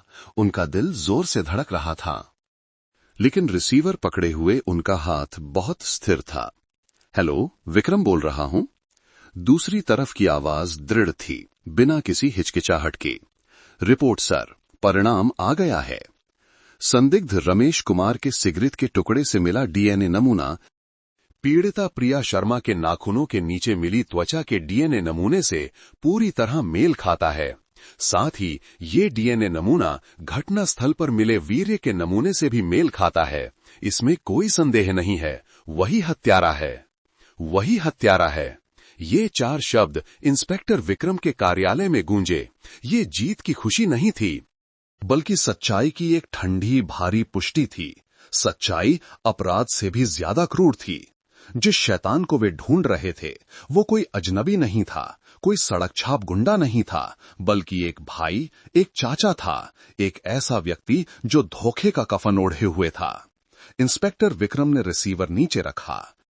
उनका सीना जो पिछले कुछ दिनों से दबा हुआ था, अब एक खामोश गुस्से से भर गया। उन्होंने खिड़की से बाहर देखा, जहां हरियालापुर गांव अंतिम संस्कार के मातम भरे संगीत में डूबा हुआ था। वहां रमेश कुमार, दुष्ट, अभी भी अपना नाटक कर रहा था। वो अभी भी रो रहा था, अपनी छाती पीट रहा था। अपनी बूढ़ी मां को सांत्वना दे रहा था, जो अपनी बहू के ताबूत के पास गिर पड़ी थी। उसका हर आंसू, उसकी हर सिसकी अब पीड़िता, अजन्मे बच्चे और उसके पूरे परिवार के लिए एक परम अपमान के रूप में दिखाई दे रही थी। एक सेकंड भी बर्बाद किए बिना उन्होंने एक अंतिम आपातकालीन बैठक बुलाई।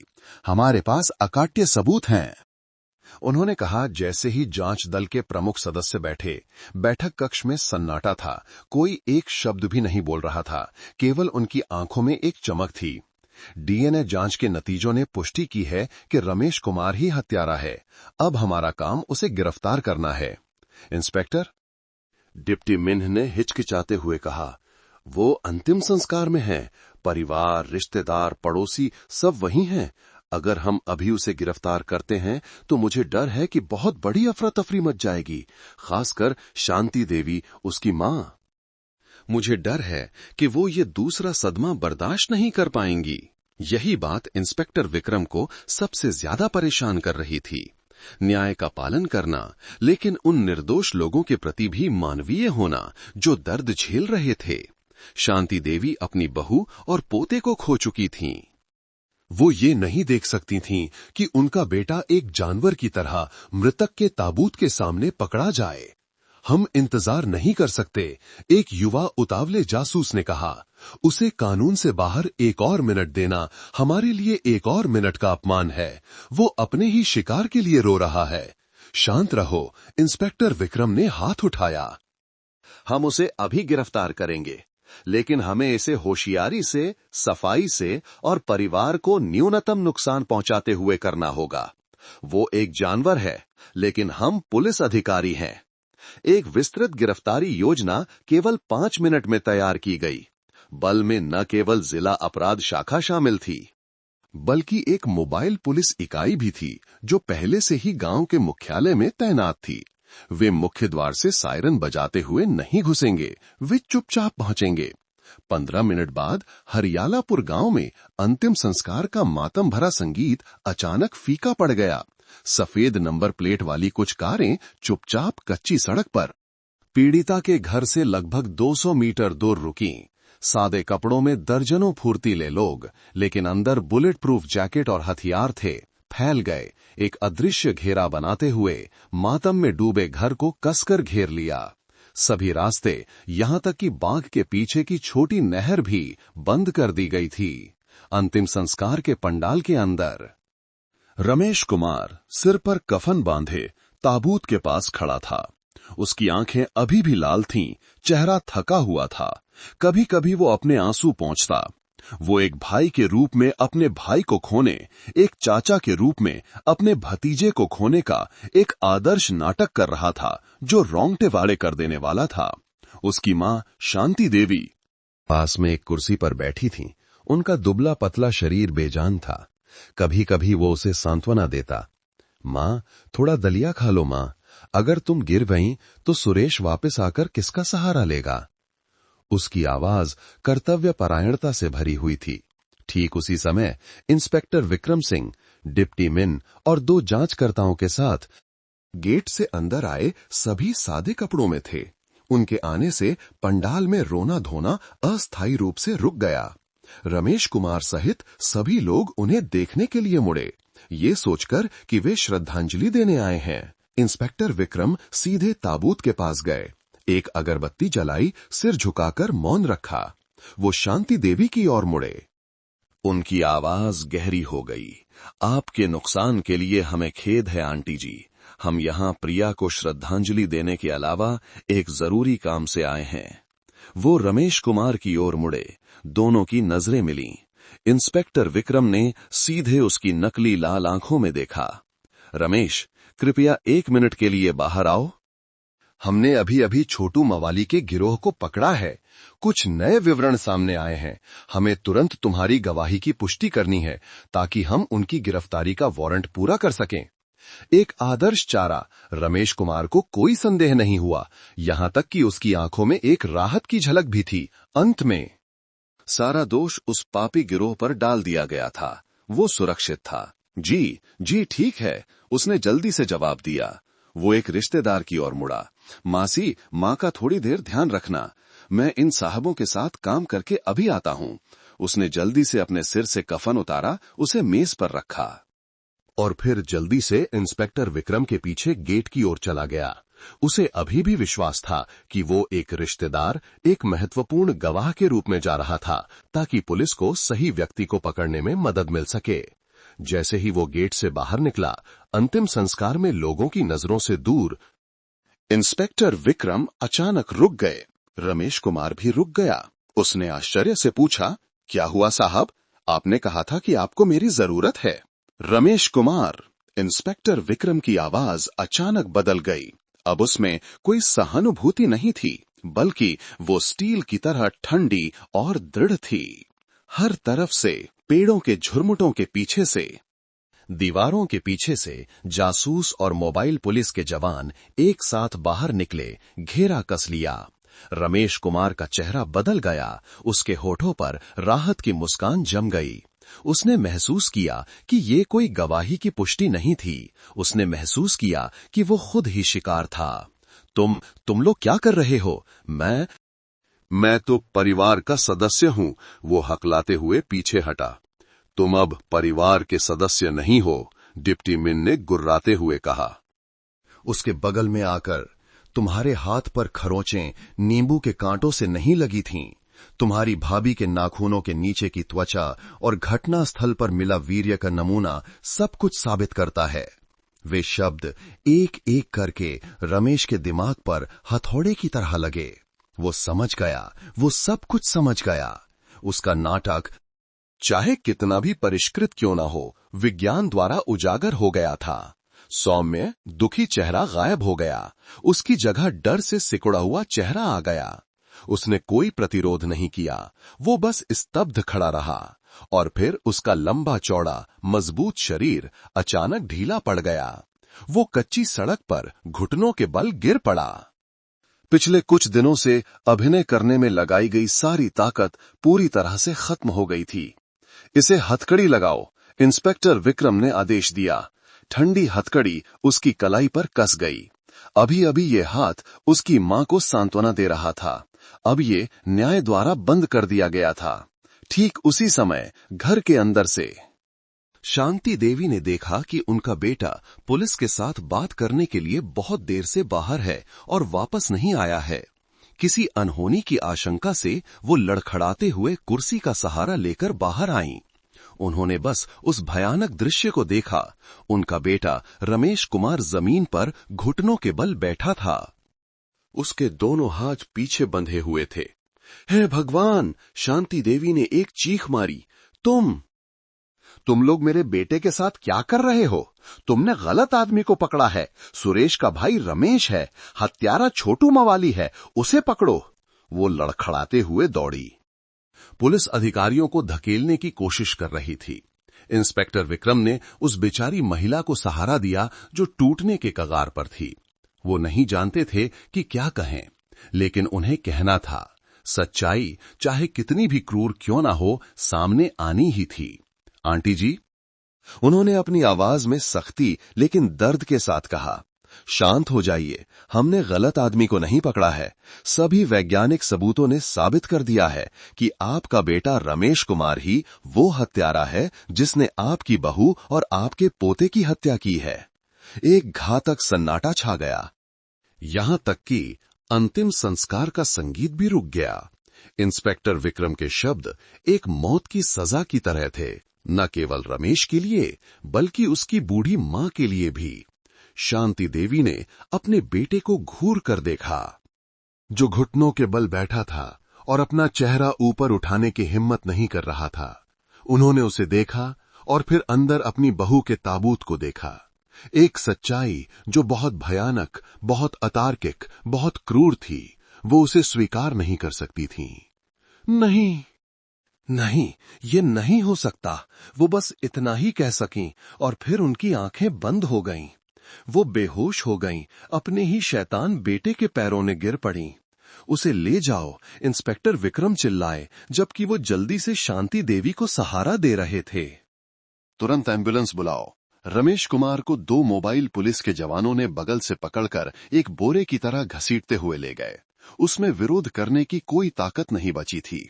उसे गेट से बाहर ले जाया गया, उस अंतिम संस्कार के पास से जिसे उसने ही जन्म दिया था।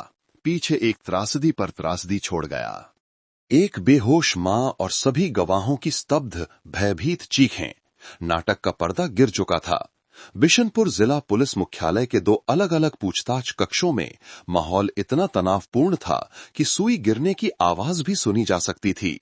पहला कमरा, जहां 2 युवक लेवन नाम और ट्रनवंतु को रखा गया था, अचानक शोरगुल से भर गया जब जांचकर्ताओं ने उन्हें सूचित किया कि उन्हें रिहा किया जा रहा है क्योंकि असली हत्यारा पकड़ा जा चुका है। तो चनवंतुर एक बच्चे की तरह फूट फूट कर रोने लगा, बार बार धन्यवाद देता रहा और लेवन नाम कठोर गैंगस्टर ने भी एक गहरी राहत की सांस ली।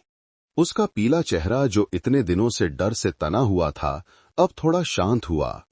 वे भले ही बुरे तत्व थे, लेकिन वे ये भी नहीं सोच सकते थे कि वे मौत के इतने करीब थे। लेकिन दूसरे कमरे में खामोशी का एक बिल्कुल अलग रंग था। ये मौत की खामोशी थी। रमेश कुमार वहां बैठा था, ठंडी लोहे की कुर्सी पर।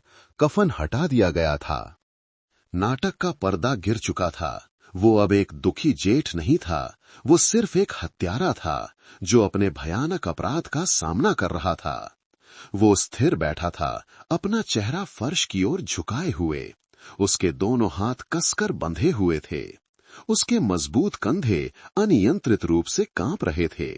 वो रो नहीं रहा था, चिल्ला नहीं रहा था और न ही विनती कर रहा था। वो एक जिद्दी खामोशी में डूब गया था, एक आंतरिक पतन। इंस्पेक्टर विक्रम सिंह कमरे में दाखिल हुए। उनके हाथ में कोई डंडा नहीं था। उन्होंने कोई चीख पुकार नहीं की। उन्होंने बस मेज पर एक पतली फाइल रखी, लेकिन उसका वजन हजारों किलो से ज्यादा था। रमेश कुमार, उन्होंने अपनी आवाज में कहा, ठंडी लेकिन स्पष्ट, तुम्हारा नाटक खत्म हो गया है। तुमने बहुत अच्छा अभिनय किया। तुमने अपनी मां को धोखा दिया, अपनी पत्नी को धोखा दिया, सभी पड़ोसियों को धोखा दिया और लगभग हमें भी धोखा दे दिया था। रमेश ने अपना सिर नहीं उठाया, लेकिन उसका शरीर एक झटके से कांप गया। इंस्पेक्टर विक्रम ने फाइल का पहला पन्ना पलटा। तुम्हारी एलएबी, तुमने कहा था कि तुम सुबह 8 बजे से 12 बजे तक अपने नींबू के बाग में कीटनाशक का छिड़काव कर रहे थे, लेकिन तुम्हारे पड़ोसी श्री छगन लाल ने पुष्टि की है कि उस पूरी सुबह उन्होंने तुम्हारी मशीन की कोई आवाज नहीं सुनी। यहां तक कि उन्होंने तुम्हें सुबह 9:30 बजे कपड़े बदलकर अपनी मोटरसाइकिल लेकर घर से निकलते हुए देखा था। तुम उस समय कहां गए थे रमेश? रमेश की सांसें तेज होने लगीं। वो जानता था कि उसका झूठ पकड़ा गया है। इंस्पेक्टर विक्रम ने अपनी आवाज में सख्ती लाते हुए कहा, हमें यह भी पता चला है कि तुम बाहर से जितने शरीफ दिखते हो उतने हो नहीं। तुम पर जुए, मुर्गे की लड़ाई, सट्टेबाजी का लाखों का कर्ज है। लेनदार तुम पर बहुत दबाव डाल रहे हैं। उन्होंने दूसरा पन्ना पलटा। उनकी आवाज एक हथौड़े की तरह थी।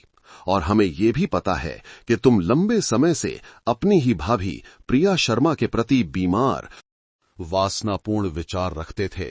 तुम्हारी पत्नी को इसका पता चल गया था और उसने तुम्हें अपने भाई के घर जाने से मना कर दिया था, है ना? रमेश कुमार बुरी तरह कांपने लगा। उसने अपना पीला, पसीने से तर चेहरा उठाकर इंस्पेक्टर विक्रम को घबराई हुई नजरों से देखा। वो हकलाया, मैंने कुछ नहीं किया। आप लोग मुझ पर झूठा इल्जाम लगा रहे हैं। आप लोग मुझ पर दबाव डाल रहे हैं। इंस्पेक्टर विक्रम तिरस्कार से हंसे। उन्होंने फाइल से एक आखिरी कागज निकाला। ये फोरेंसिक जांच की निष्कर्ष रिपोर्ट थी। हम गवाहों के बारे में गलत हो सकते हैं, हम अपनी राय में गलत हो सकते हैं। उन्होंने कागज को मेज पर पटकते हुए गुर्राया, लेकिन विज्ञान कभी झूठ नहीं बोलता। तुम इसके बारे में क्या कहोगे? पीड़िता के शरीर में मिला वीर्य का नमूना और प्रिया के नाखूनों के नीचे फंसी त्वचा जब उसने संघर्ष किया था का डीएनए नमूना, कल दोपहर तुम्हारे द्वारा पी गई सिगरेट पर मिली लार के डीएनए से 100% मेल खाता है। तुम्हारे पास इनकार करने के लिए और क्या है रमेश कुमार? क्राइम ब्रांच प्रमुख के हर शब्द हत्यारे की आखिरी रक्षा की दीवार में घुसने वाले चाकू की तरह थे। वीर्य, त्वचा का नमूना, डीएनए, मिलान। रमेश कुमार ने जांच रिपोर्ट को घूर कर देखा। वो पढ़ना नहीं जानता था, लेकिन वो समझ गया था कि उसने अभी अभी क्या सुना है। वो समझ गया था कि जिन खरोचों को उसने जानबूझकर नींबू के कांटों का दोष दिया था, वे वास्तव में पीड़िता द्वारा उसके शरीर पर छोड़े गए मौत के हस्ताक्षर थे। रक्षा की दीवार पूरी तरह से ढह गई। वो अब और नहीं टिक सकता था। एक फटे हुए गुब्बारे की तरह उसने अपना सिर मेज पर पटक दिया और पहली बार वो रो पड़ा। लेकिन ये पश्चाताप के आंसू नहीं थे। ये मौत का सामना करते हुए अत्यधिक भय के आंसू थे और उसने कबूल करना शुरू कर दिया। उसने अपने भयानक अपराध को स्वीकार करना शुरू कर दिया। उसके कबूलनामे ने एक लंबे समय से रची गई साजिश का खुलासा किया। एक त्रासदी जिसे नीच वासना और एक जुआरी की हताशा ने जन्म दिया था। उसने स्वीकार किया कि वो प्रिया शर्मा पर उसके बहू बनकर आने के पहले दिन से ही नजर रखता था। उसकी भाभी की युवा, जीवंत सुंदरता उसकी अपनी कर्कश, ईर्ष्यालु पत्नी के बिल्कुल विपरीत ने उसके अंदर की बीमार वासना को जगा दिया था। वो अक्सर घर जाने का बहाना ढूंढता, कभी कुछ फल देने, कभी अपनी बूढ़ी मां की छोटे मोटे कामों में मदद करने, लेकिन वास्तव में वो अपनी भाभी को चुपके से देखने के लिए जाता था। हाल ही में जब प्रिया गर्भवती हुई तो एक मां बनने वाली महिला की सौम्य सुंदरता ने उसे और भी पागल बना दिया। उसी समय वो जुए में हार गया, कर्ज का बोझ बढ़ गया, पैसे की तंगी और अतृप्त वासना ने उसे एक शैतान में बदल दिया था। और 14 जून की उस फेटफुल सुबह उसने पहले से ही योजना बना ली थी। वो अपनी मां की दिनचर्या को अच्छी तरह जानता था। उसे पता था कि उस दिन सुबह 10 बजे के आसपास शांति देवी सरला के घर सब्जियां ले जाएंगी और वहां कम से कम 2 घंटे बैठेंगी। प्रिया का पति नोएडा में था। ये एक सुनहरा मौका था। जैसा कि श्री छगनलाल ने देखा था, लगभग 9 बजे के बाद उसने अपनी मोटरसाइकिल घर से निकाली, लेकिन वो कहीं दूर नहीं गया। उसने अपनी मोटरसाइकिल को एक सुनसान रास्ते पर ले जाकर अपनी भाभी के घर से लगभग 300 मीटर दूर एक घनी झाड़ी में छिपा दिया और उसने इंतजार किया। लगभग 10 बजे उसने अपनी मां की परछाई को नींबू के बाग के पीछे गायब होते देखा। वो जानता था कि समय आ गया है। वो पीछे से घूम कर गया और फिर शांति से सामने के गेट से एक सामान्य जेठ की तरह घर में दाखिल हुआ। उस समय प्रिया रसोई में थी। आवाज सुनकर वो बाहर आई। अपने जेठ को देखकर उसे बिल्कुल भी शक नहीं हुआ, बल्कि उसने उसे मुस्कुराकर अंदर पानी पीने के लिए बुलाया। वो कुर्सी पर बैठ गया, स्वास्थ्य और बच्चे के बारे में कुछ सवाल पूछने का नाटक किया। फिर उसने अपना असली चेहरा दिखाना शुरू कर दिया। उसने अपनी भाभी से कहा कि उसे पैसे की जरूरत है और फिर उसने छेड़खानी शुरू कर दी। प्रिया को कुछ असामान्य महसूस होने लगा। वो घबरा गई और उसने उसे घर से जाने के लिए कहा। ठीक इसी समय उसके बयान के अनुसार उसने अपना आपा खो दिया। उसने हिम्मत जुटाने के लिए सुबह से ही थोड़ी शराब पी रखी थी। वासना भड़क उठी। वो अब खुद पर नियंत्रण नहीं रख सका। वो खड़ा हुआ, प्रिया को कसकर पकड़ लिया और संबंध बनाने की मांग करने लगा। प्रिया गर्भवती होने के बावजूद ने जमकर संघर्ष किया। वो चिल्लाई, छटपटाई, अपने हाथों और पैरों से बेतहाशा खरोचा। इसी संघर्ष के दौरान उसने उसकी हथेली के पिछले हिस्से और कलाई पर जोर से खरोचा। इस हाथापाई में चाय की मेज पलट गई। चाय का सेट टूट गया, लेकिन एक गर्भवती महिला की ताकत एक ऐसे मजबूत आदमी का मुकाबला नहीं कर सकती थी जो पाश्विकता में पागल हो रहा था। उसने प्रिया को लिविंग रूम के ठंडे फर्श पर पटक दिया। पीड़िता के रोने और गिड़गिड़ाने के बावजूद उसने उसका मुंह बंद कर दिया। उसके कपड़े फाड़ दिए और अपनी बर्बर बलात्कार की हरकत को अंजाम दिया। अपनी पाश्विकता को संतुष्ट करने के बाद जब वो उठा तो प्रिया अत्यधिक दर्द और अपमान में ने उसे घूर कर देखा और हर शब्द पर जोर देते हुए कहा, जानवर, मैं पुलिस को बताऊंगी। मैं मां और सुरेश को तुम्हारे इस भयानक अपराध के बारे में बताऊंगी। इस वाक्य ने उसे डराने के बजाय प्रिया के लिए मौत का फरमान बन गया। एक अत्यधिक घबराहट ने उसके दिमाग पर कब्जा कर लिया। जेल जाना, परिवार का टूटना, पूरी दुनिया द्वारा थूका जाना, वो ऐसा नहीं होने दे सकता था। उसे पीड़िता को हमेशा के लिए चुप कराना था। एक सेकंड भी सोचे बिना वो उस पर झपटा। अपने दोनों मजबूत हाथों से उसका गला कसकर दबा दिया। प्रिया की आंखें बाहर निकल आईं। उसके दोनों पैर हवा में छटपटाने लगे। उसके दाहिने हाथ ने एक आखिरी प्रयास में उसके चेहरे पर फिर से खरोचने की कोशिश की, लेकिन वो केवल उसकी बांह को कसकर पकड़ सकी। अपने नाखूनों के नीचे त्वचा के कुछ और टुकड़े छोड़ गईं।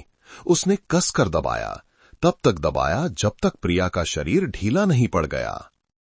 उसकी आंखें बेजान होकर घोरने लगीं और उसका गर्भवती पेट स्थिर हो गया। उसने अपनी भाभी और अपने ही अजन्मे भतीजे की हत्या कर दी थी। अपराध करने के बाद उसने जल्दी से अपने कपड़े ठीक किए। उसने कोई संपत्ति नहीं ली। वो बस घबराकर घर से भागा, झाड़ी में वापस गया, अपनी मोटरसाइकिल ली और पागलों की तरह अपने नींबू के बाग की ओर भागा। यहां उसने अपने नाटक का अंतिम चरण पूरा किया। उसने अपने गंदे कपड़े उतारे, जल्दी से काम करने वाले सुरक्षात्मक कपड़े पहने। उसने कांटों से भरी एक नींबू की टहनी ली, अपने हाथ पर कुछ और खरोंचे बनाई, प्रिया की खरोंचों के ऊपर, ताकि नींबू के कांटों से खरोच लगने का एक झूठा दृश्य बन सके। उसने मशीन चालू करके कीटनाशक का छिड़काव करने की भी हिम्मत नहीं की। बस झोपड़ी में कांपते हुए बैठा रहा जब तक कि उसने दूर से अपनी मां की चीखें नहीं सुनी। और फिर उसने एक दुखी जेठ का नाटक शुरू कर दिया। उसके कबूलनामे ने मामले को बंद कर दिया। अपराध की पूरी प्रक्रिया मकसद से लेकर छिपाने के तरीके तक अकाट्य रूप से स्पष्ट हो गई थी। कुछ महीने बाद उत्तर प्रदेश की एक अदालत ने एक सार्वजनिक सुनवाई की। हरियापुर गांव और आसपास के गांवों के हजारों लोग जमा हुए थे। हर किसी के चेहरे पर अत्यधिक गुस्सा था। कटघरे में रमेश कुमार, दुष्ट जेठ, ने सिर झुकाकर अपने सभी अपराधों को स्वीकार किया। अदालत ने माना कि आरोपी का कृत्य बेहद बर्बर, क्रूर और अमानवीय था। केवल अपनी नीच वासना और अपने अपराधों को छिपाने के लिए आरोपी ने बेरहमी से अपनी ही भाभी का बलात्कार किया और फिर उसकी हत्या कर दी, जो अपने ही भाई के अजन्मे बच्चे को गर्भ में लिए हुए थी। ये अपराध अक्षम्य था। इसे समाज से स्थायी रूप से समाप्त करने की आवश्यकता थी। अंतिम फैसला सुनाया गया। आरोपी रमेश कुमार को बलात्कार और हत्या के 2 मामलों में दोषी पाया गया, जिसमें गर्भवती महिला की हत्या और बर्बर कृत्य जैसे गंभीर कारक थे, और उसे उच्चतम सजा, मौत की सजा सुनाई गई। फैसला सुनाए जाने पर पूरे अदालत परिसर में तालियों और गालियों की गूंज सुनाई दी। न्याय हो गया था, लेकिन दर्द अभी भी बाकी था। शांति देवी उस भयानक सदमे के बाद बीमार पड़ गईं। उनके बाल एक ही रात में सफेद हो गए। सुरेश, दूर काम करने वाला पति, घर वापस आया तो केवल 2 कब्रें देखीं, एक अपनी पत्नी की और एक अपने अजन्मे बच्चे की, जिसका नाम भी नहीं रखा गया था। हरियालापुर गांव की त्रासदी हमेशा एक दर्दनाक घाव बनी रहेगी। ये नैतिक पतन और एक शरीफ इंसान के वेश में छिपे शैतान के बारे में एक महंगा सबक था, जो अपनी पाशविकता को संतुष्ट करने के लिए सभी नैतिकता को कुचलने के लिए तैयार था। कमेंट करके जरूर बताइएगा कि आप हमें कहां से देख रहे हैं और आपको ये कहानी कैसी लगी। ईश्वर से यही प्रार्थना है कि आप सब जहां भी रहें, हमेशा खुश और सुरक्षित रहें। अगर आपके पास भी ऐसी कोई दिलचस्प कहानी है तो उसे हम सब के साथ कमेंट्स में जरूर साझा करें। हमें आपकी कहानियां पढ़कर बहुत अच्छा लगेगा।